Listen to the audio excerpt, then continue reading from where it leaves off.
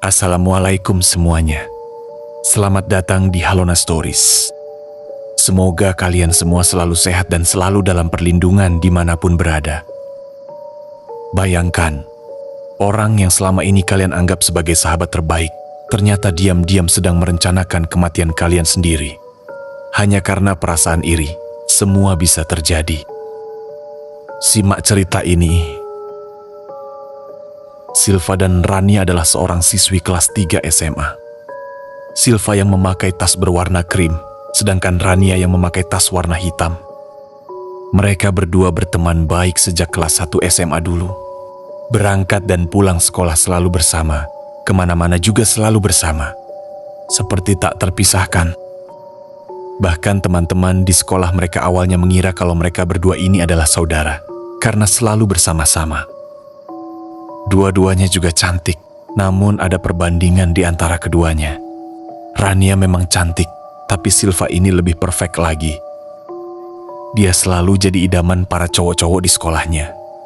Bahkan teman-teman perempuannya pun juga kagum pada Silva.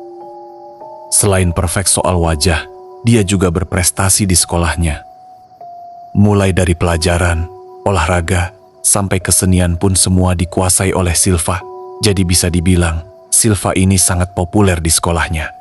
Dan sudah pasti satu sekolah tahu siapa Silva. Di balik kepopulerannya itu, pasti ada juga yang merasa iri dengannya.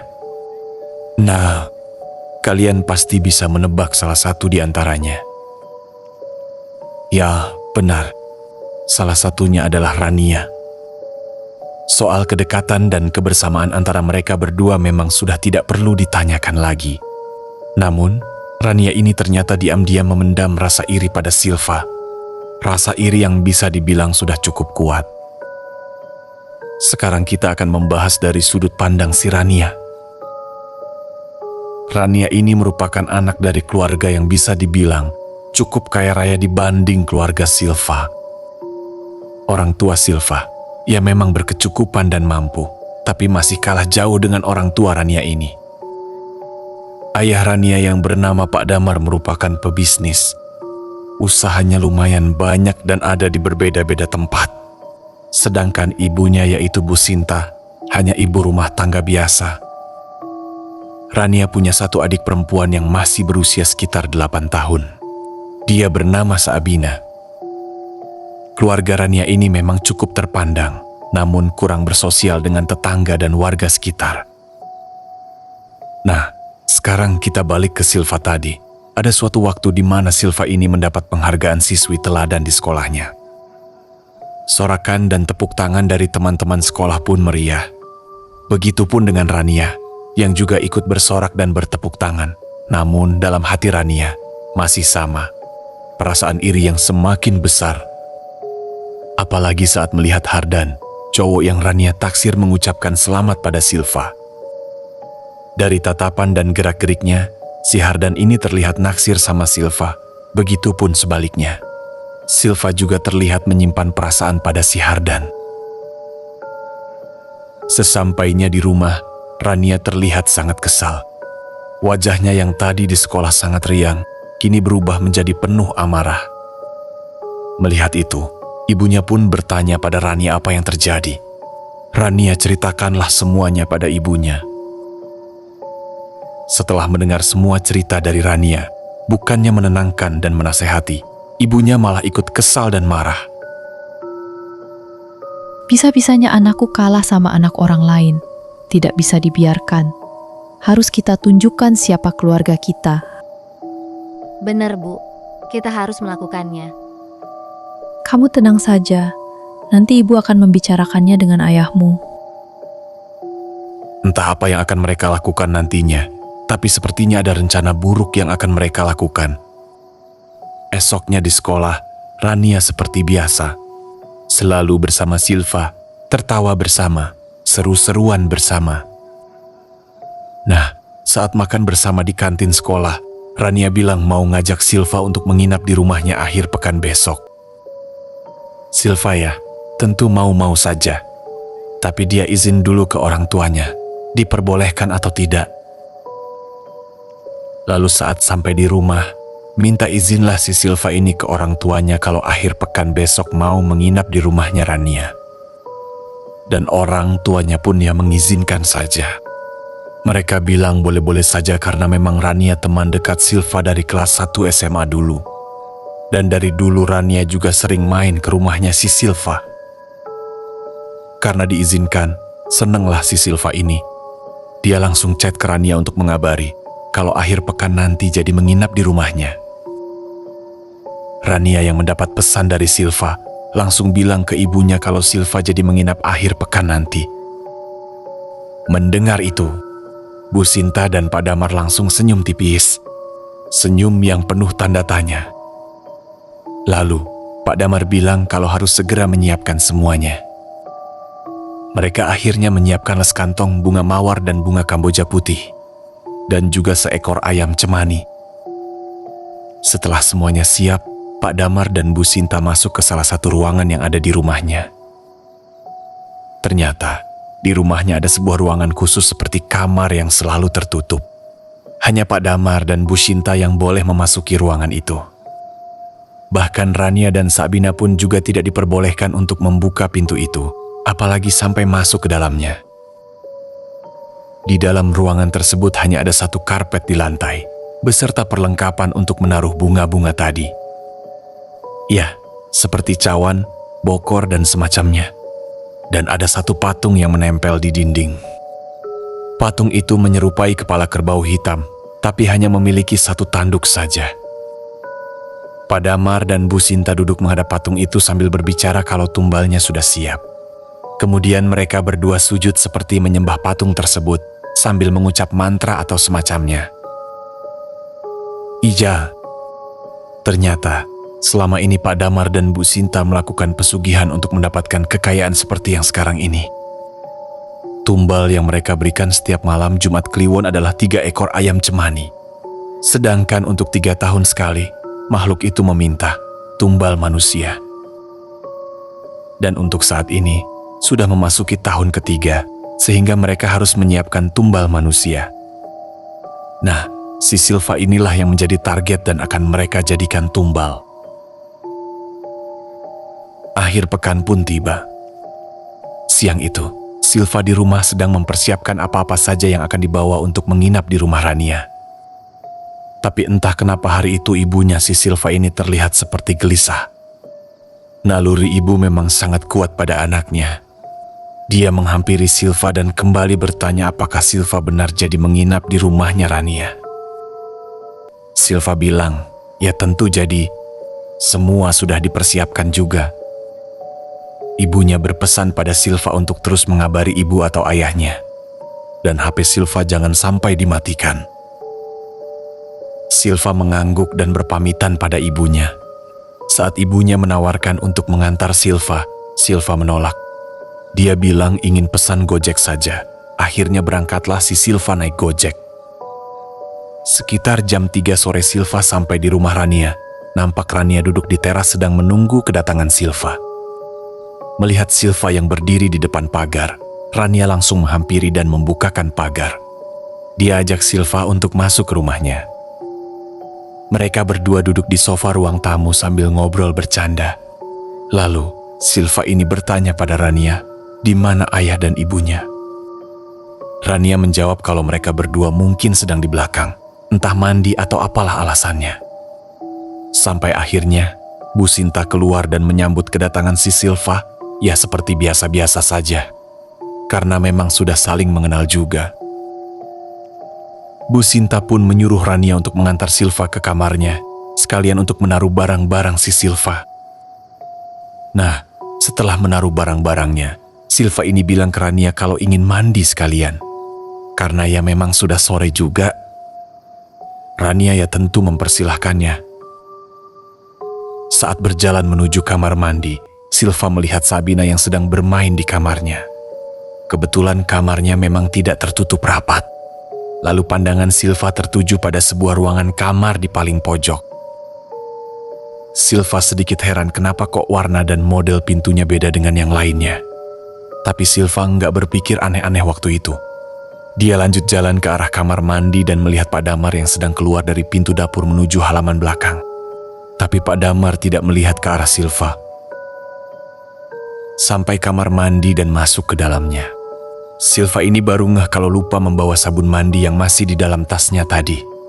Baliklah si Silva ke kamar Rania untuk mengambil sabunnya. Namun, saat mau sampai di depan pintu kamar, dia mendengar suara Bu Sinta yang berbicara pelan pada Rania. Pokoknya nanti jangan sampai lupa, jangan sampai ketiduran dulu. Kalau Silva sudah tertidur pulas, kamu langsung pindah ke kamar sebelah. Kamu tidur di situ saja. Jangan kembali ke kamar ini sampai besok pagi. Iya, Bu. Aku nanti akan memastikan Silva sudah tertidur. Baru aku pindah ke kamar sebelah. Mendengar itu, Silva merasa janggal. Dia mulai berpikir apa maksud dari pembicaraan Bu Sinta dan Rania barusan. Dia lalu mengurungkan niatnya untuk mengambil sabun dan langsung cepat-cepat balik ke kamar mandi. Karena takut mereka berdua tahu kalau si Silva ini mendengar pembicaraan mereka. Akhirnya dia terpaksa mandi menggunakan sabun yang ada di kamar mandi tersebut. Dan untungnya, sabunnya bukan sabun batangan, tapi sabun cair. Selepas mandi, dia keluar dari kamar mandi dan melihat Pak Damar yang juga baru masuk dari arah pintu dapur. Silva sapa Pak Damar dengan ramah, begitupun sebaliknya. Pak Damar juga menyapa ramah si Silva, lalu Silva lanjut balik ke kamar. Sampai di kamar, sudah tidak ada siapa-siapa. Suara Rania terdengar dari arah teras rumah, seperti sedang bermain dengan Sabina. Di dalam kamar, Silva yang sedang ngaca di cermin masih kepikiran akan pembicaraan Rania dan Bu Sinta tadi. Apa sebenarnya yang mereka maksud tadi? Kenapa kok saat Silva sudah tertidur pulas, Rania disuruh pindah ke kamar lain? Saat sedang melamun, HP Silva bunyi. Ternyata telepon dari ibunya. Dia angkatlah telepon itu. Ibunya menanyakan apakah Silva baik-baik saja di sana. Ya tentu Silva bilang kalau baik-baik saja. Ibunya juga bilang kalau ada apa-apa, langsung telepon orang rumah saja. Silva pun mengiyakan pesan dari ibunya itu. Singkat cerita, makan malam pun tiba. Semuanya berkumpul di meja makan termasuk si Silva juga. Mereka pun makan bersama. Nah, saat sedang makan, ada hal yang membuat Silva ini kurang nyaman dengan gerak-gerik Pak Damar dan Bu Sinta, di mana mereka berulang kali menatap si Silva dengan senyuman, tapi senyuman yang bisa dibilang mengerikan. Lalu Pak Damar pun bilang pada Silva, kalau mau nambah makan, nambah saja, tidak usah malu-malu. Siapa tahu nanti sudah tidak makan lagi. Silva seperti tersentak kaget mendengar kata-kata Pak Damar itu. Dia langsung bertanya, maksudnya nanti tidak makan lagi itu apa? Pak Damar tersenyum dan berkata, maksudnya nanti malam biar nggak lapar. Curigalah si Silva ini. Silva merasa pasti ada suatu hal yang keluarga ini rencanakan. Tapi di sisi lain, sebenarnya Silva juga ragu akan prasangkanya sendiri. Karena ya memang Rania dan keluarganya sudah sangat kenal baik dengan si Silva.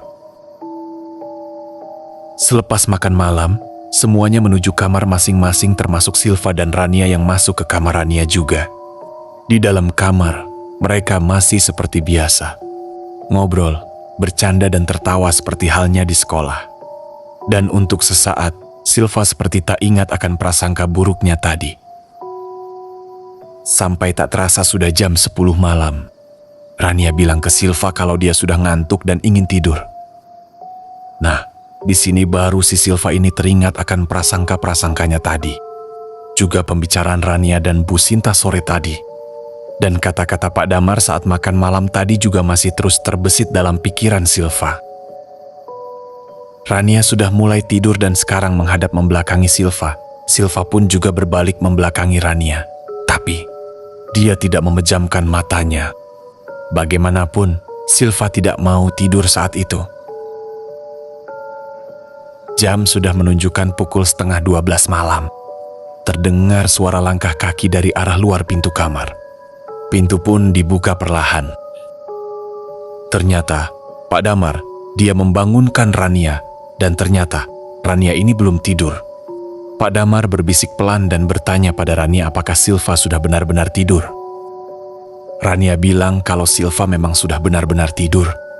Karena dari tadi, Rania tidak tidur hanya untuk memastikan bahwa si Silva ini memang sudah tertidur pulas. Pak Damar ceklah si Silva ini apakah benar dia sudah tertidur. Dan ya memang benar, Silva sudah tertidur pulas sampai air liurnya mengalir di pipi. Melihat itu, Pak Damar pun tersenyum dan langsung mengajak Rania untuk keluar dan pindah ke kamar sebelah. Keluarlah mereka berdua, dan Pak Damar tutup itu pintu kamar. Di luar pintu masih terdengar suara bisik-bisik Pak Damar dan Rania, yang kali ini juga terdengar suara Bu Sinta juga. Lalu terdengar suara pintu kamar sebelah yang seperti ditutup, yang artinya Rania sudah masuk ke dalam kamar tersebut. Pak, apa Silva sudah benar-benar tertidur? Iya, Bu. Sudah aku pastikan dia sudah tertidur pulas. Sudah, sekarang ayo cepat kita lakukan ritual tumbal persembahannya.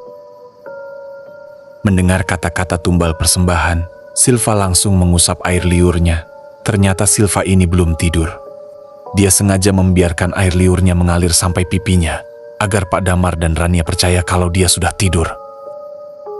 Kecurigaan Silva memang benar, pasti ada suatu rencana yang mereka rencanakan.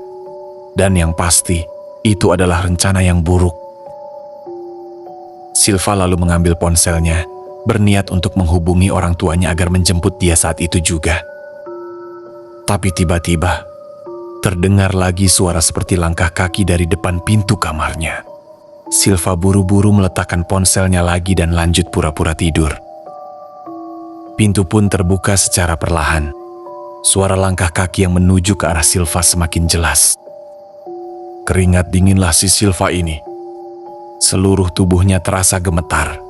Dalam hati, dia bertanya-tanya, siapakah yang menghampirinya ini? Silva tetap memejamkan matanya, sampai terdengar suara yang tak asing baginya. Silva cantik, tidur yang nyenyak ya. Mulai besok dan seterusnya, hanya aku yang akan menjadi idola di sekolah. Kamu bukan siapa-siapa lagi. Benar, itu adalah suara si Rania. Dia berkata lirih sambil tersenyum. Setelah itu dia pergi keluar dan kembali ke kamar sebelah. Silva mulai panik. Perasaan takut, kecewa, dan marah menjadi satu. Dia tidak menyangka kalau sahabat dekatnya sampai tega melakukan hal ini kepadanya. Setelah Rania pergi, Silva langsung terduduk lemas di atas ranjang. Tapi matanya langsung tertuju ke arah jendela di sebelah tempat tidur.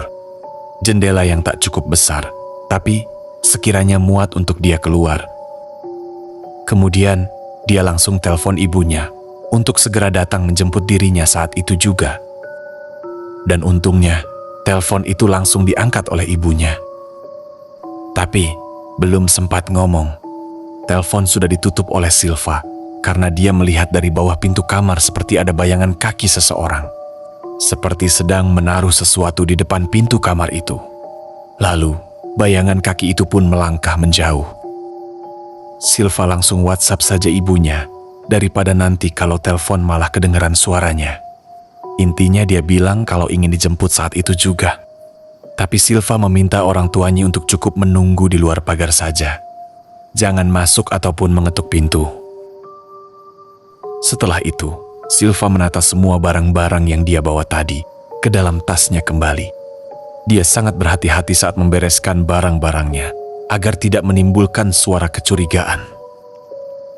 Setelah selesai beres-beres, karena masih menunggu ibunya datang menjemput, Silva ini coba intiplah dari bawah pintu kamar. Dia penasaran benda apa yang ditaruh di bawah pintu itu. Saat dia intip, ternyata ada beberapa bunga kamboja putih yang ditaruh di depan pintu kamar itu. Seperti menjadi penanda kalau tumbal persembahan ada di dalam kamar itu. Dan tiba-tiba terdengar suara dari luar pintu. Seperti suara kerbau yang mendengus atau melenguh dengan keras. Napas Silva mulai tidak beraturan. Dia sangat ketakutan. Bebarengan dengan itu, ponsel Silva getar. Ada panggilan telepon. Rupanya ibunya sudah di depan rumah Rania. Silva langsung lari membawa tasnya. Dia buka jendela itu dan langsung lompat keluar. Dia lanjut berlari menuju arah pagar depan. Suara kerbau itu semakin terdengar kencang sampai keluar rumah. Beruntungnya, Pak Damar dan Bu Sinta tidak mengetahui kalau Silva berhasil kabur. Di depan pagar, Silva melihat ibu dan ayahnya yang sudah menunggunya dengan cemas. Tak sampai di situ, ternyata ada Hardan dan 3 orang temannya juga yang menunggu Silva. Rupanya, saat ibu dan ayah Silva berangkat untuk menjemput Silva tadi, Hardan dan teman-temannya yang masih nongkrong melihatnya. Karena sepertinya mereka terlihat tergesa-gesa dan terlihat panik, Hardan dan teman-temannya pun berinisiatif mengikutinya karena khawatir ada suatu hal yang terjadi. Dan, ya memang benar, ada suatu hal yang terjadi. Kita kembali ke dalam rumah Rania. Makhluk yang tadi mendengus kencang, dia bertubuh hitam, tinggi besar. Mempunyai tangan dan kaki layaknya manusia, namun kepalanya ini menyerupai kerbau. Matanya merah menyala. Mempunyai tanduk hanya sebelah, seperti patung yang ada di ruangan tempat sesaji tadi. Sosok itu perlahan mendekati kamar yang tadi ditempati si Silva. Dia mengambil bunga kamboja putih yang ada di bawah pintu dan memakannya. Lalu, sosok itu perlahan masuk ke dalam kamar. Nah, saat memasuki kamar tersebut, sosok itu langsung mendengus kencang seperti marah. Sangat marah. Ya tentu karena makhluk itu tak mendapati tumbalnya ada di dalam kamar itu. Mendengar suara makhluk itu yang seperti berteriak ngamuk. Marah-marah, Pak Damar dan Bu Sinta pun langsung keluar dari kamarnya dengan ekspresi yang tentunya kaget dan panik. Lalu, makhluk itu pun berkata pada mereka berdua, Kalian telah ingkar janji. Perjanjian tetaplah perjanjian. Dan kalian pasti tahu apa konsekuensinya.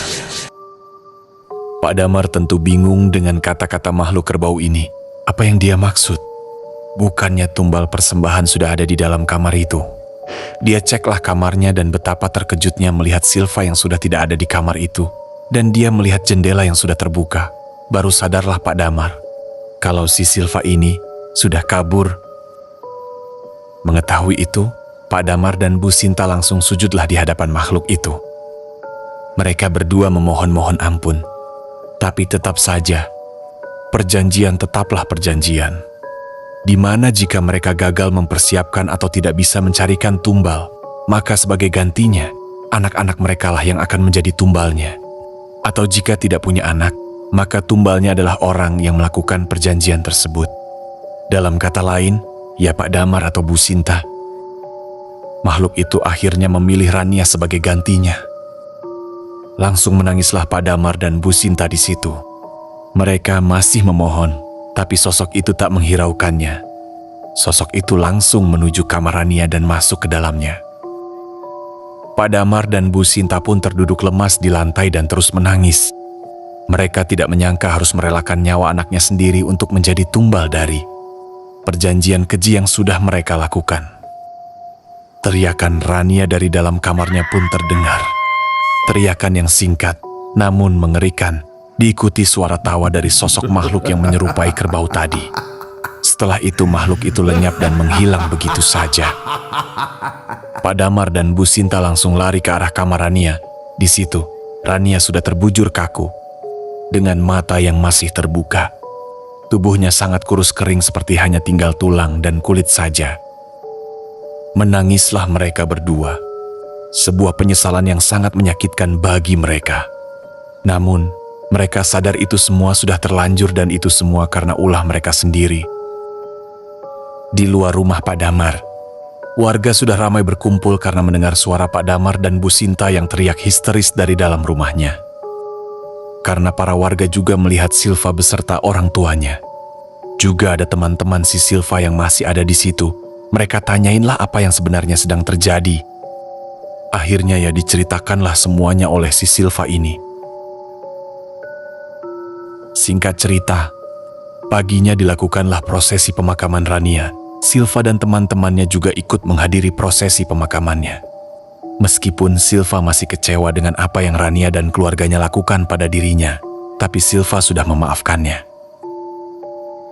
Tapi, Pak Damar dan Bu Sinta masih beranggapan kalau kematian Rania, salah satu penyebabnya adalah si Silva ini. Meski mereka sadar akan dosa yang mereka lakukan, tapi mereka tetap merasa tidak bisa menerima kematian Rania.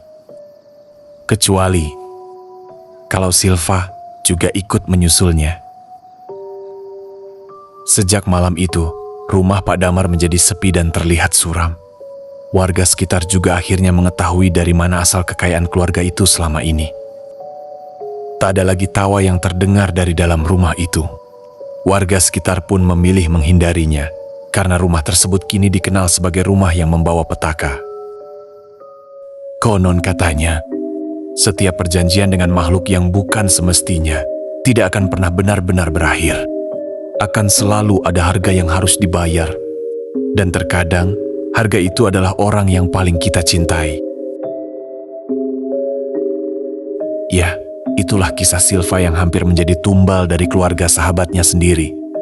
Sebuah pengingat bahwa rasa iri dan keserakahan bisa mengubah seseorang menjadi sangat kejam. Jika kalian menyukai cerita ini, jangan lupa tinggalkan komentar. Assalamualaikum.